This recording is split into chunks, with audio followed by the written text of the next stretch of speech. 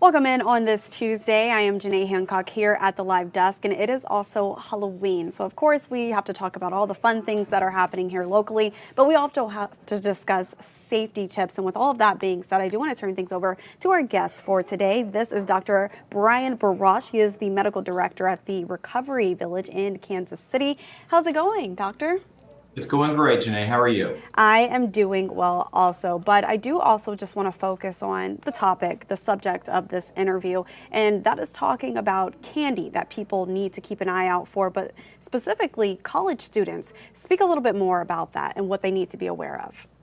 Well, I think most of us, if you've watched any newscasts as of late, there's a big push of fentanyl that we believe is pouring across our borders. And not only is this something that adults are afflicted with, but now they're doing their best to involve children. If you happen to do a internet search on any of the sites and you type in packaging, rainbow fentanyl packaging, I think you'll find that most of the candies that are in candy bowls at parties, at stores, shopping malls, are actually containing a substance that is fentanyl. And fentanyl is a synthetic opioid, which is basically a painkiller.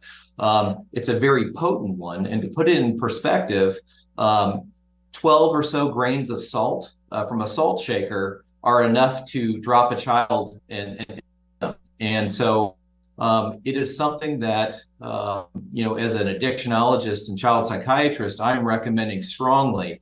Know your children, know who your children are spending time with, know where they're going. And most importantly, if you don't have a chain of custody for candy, know that there's a strong possibility that they could be getting, an opioid like fentanyl. And, it isn't just fentanyl as well that we've been seeing. We've been seeing a combination of fentanyl along with a large animal veterinary anesthetic called tranq. It's a form of a drug called xylazine. And oftentimes we're seeing fentanyl mixed with xylazine. And it's really important if you see that, you suspect that, you're in a crowd of people and somebody drops to the ground, using something like Narcan, a reversal agent, will help with the fentanyl, but won't touch the xylazine. So you have to provide rescue supportive breathing. Think about airways, the ABCs, airways, breathing, and circulation, as well as calling 911, because that will not be something that can be reversed. Yeah, no, for sure. And you bring up some great points there. I also want to touch on the fact that this is not something that we're just bringing up for the first time this Halloween. This is something that is always coming up when we get ready to celebrate this holiday. But I was scrolling on social media today. Is this an actual concern for a lot of parents this year? Because a lot of people are saying, we see both sides of it, but a lot of people are saying that drug dealers won't just give up fentanyl or other drugs like that. So do you believe that this is an actual concern this year? Oh, I think this is going to be, the number of deaths per year is building. If there's been over 100,000 deaths this year alone, every year the number just continues to grow, and this is everyone's problem. This isn't something that if you live in the suburbs or whatnot, if you think that you're protected, you're not protected. This is going to the urban core, it's going through the suburbs, it's everywhere. And they aren't just, putting these pills, these rainbow colored pills in a Glad bag. They are repackaging them into something that looks exactly like what a Skittles bag looks like, or a Nerds container, or a Now and Later, or Smarties. They look identical. They're packaged and made to look identical. So, when I was a kid, we were concerned about, they would give fruit and things like that, about razor blades and things along those lines. This is something that one quick ingestion, that would be it. That would be enough to drop anybody to the ground and require resuscitation or risk death. And I do want to take another look at that file video. You touched on the fact that there have been 100 deaths this year alone. Now, Over 100,000. 100,000. Is that here locally? Can you expand a little bit more That, about statistics we're that's seeing here yeah, locally? that's just in the United States. So just to kind of put it in perspective, fentanyl, which is the main drug that we're really talking about today, it's actually 50 times more potent than heroin. It's 100 times more potent than morphine.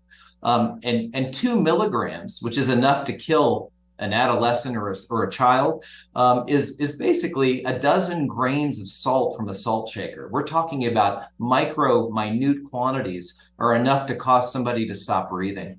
It's just a very fast way, and there's no real lab test that can be done for this. Once the ingestion occurs, dial 911, do your best to do rescue breathing, et cetera, until they can get there. But one thing that if a lot of parents are going the distance and making sure they keep a reversal agent that's referred to as Narcan or naloxone, that will reverse fentanyl. Now, there is also a stronger form of fentanyl that's been identified here in the Kansas City area and throughout the United States. It's called carfentanil, and it is actually 50 to 100 times more potent than fentanyl itself, and has not been reversible in many different cases, even with Narcan, the reversal agent. So we just have to be very mindful, very careful.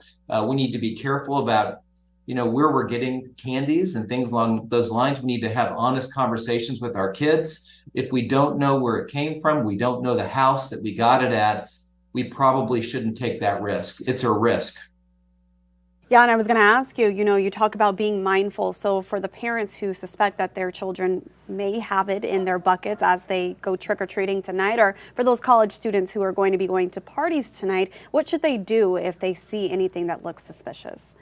They should take it and throw it away, get rid of it. So if it was suspicious, they could take it and put it in a bag with coffee grinds and or just fill it with water, and get rid of it. That's what they should do. They shouldn't take any chances. There's no reason to take any chances. If you suspect it, get rid of it. So you need to know where it came from and who acquired it and all that good stuff. The same thing goes for, drinks. Many of us have kids in college, and one of the things I've always told my children, don't go to a party and have punch out of a punch bowl anymore. We know about things like date rape drugs and things that are easy to put into drinks and food products. But now we have things that will actually also kill you in the process of affecting your memory.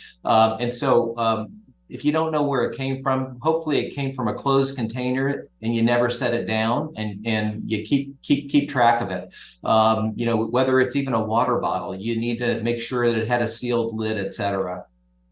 A lot of great advice here. Now let's talk about treatment and prevention tools available here locally.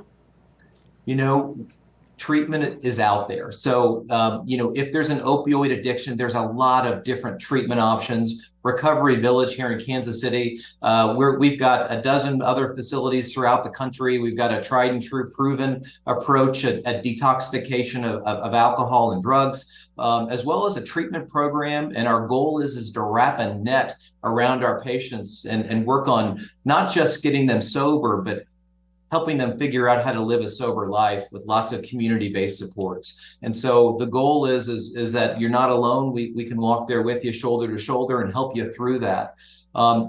We offer medication-assisted treatments. There's medications out there for those that have addiction issues that help decrease the risk of them using subsequently and other substances as well. And so we offer lots of different medicine options that help with those kinds of interventions. Perfect. Dr. Baraj, is there anything else you would like to add to this interview before I let you go here today? I appreciate the opportunity to remind us. I always tell parents, whether we're dealing with depression and anxiety and suicide, or whether we're dealing with substance use issues, it's just really important for everybody to know your kids, know your family members, know what they're doing, know where they're hanging out, take a look at personality changes and things that are different in their lives. Anything that's changed or that's come up is an opportunity for us as parents to figure out what they're up to. And I mean, that's just kind of the way things are in today's world. Perfect. Thank you so much for joining me here at the live desk as we take one final look at this file video that we have here. And if you joined this interview a little bit late, it will live on our social media platforms. You can also catch more during our 3:30 newscasts.